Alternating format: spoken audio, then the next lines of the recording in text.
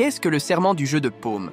Le 20 juin 1789, à Versailles, dans la salle du jeu de paume, une partie des députés réunis pour les États généraux décide de former une assemblée constituante. Ils promettent de ne jamais se séparer et de se rassembler partout où les circonstances l'exigeront, jusqu'à ce que la constitution du royaume soit établie et affermie sur des fondements solides. Le serment qui marque l'effondrement du régime. Que change ce serment dans l'histoire de France? Avec cette déclaration, l'ancien régime s'effondre. La révolution consiste d'abord à transformer une nation hiérarchisée en une nation d'égaux politiques, expliquait l'historienne Sophie Vanish.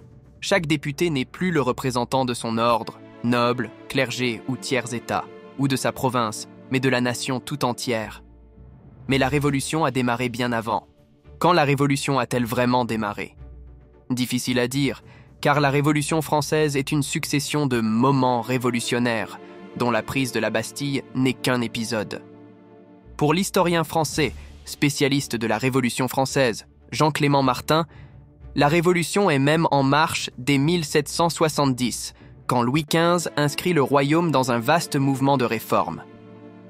En 1880, la Troisième République a fixé au 14 juillet la fête nationale. On ne commémore pas ce jour-là la prise de la Bastille, mais la fête de la Fédération, organisée le 14 juillet 1790 pour célébrer le triomphe de la Révolution. D'autres dates auraient pu être sélectionnées.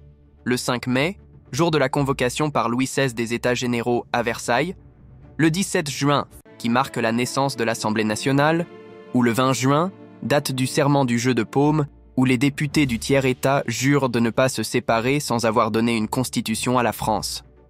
On aurait aussi pu choisir la nuit du 4 août 1789, qui voit l'abolition des privilèges, le 26 août, jour de la Déclaration des droits de l'homme, ou le 21 janvier 1793, date de l'exécution de Louis XVI.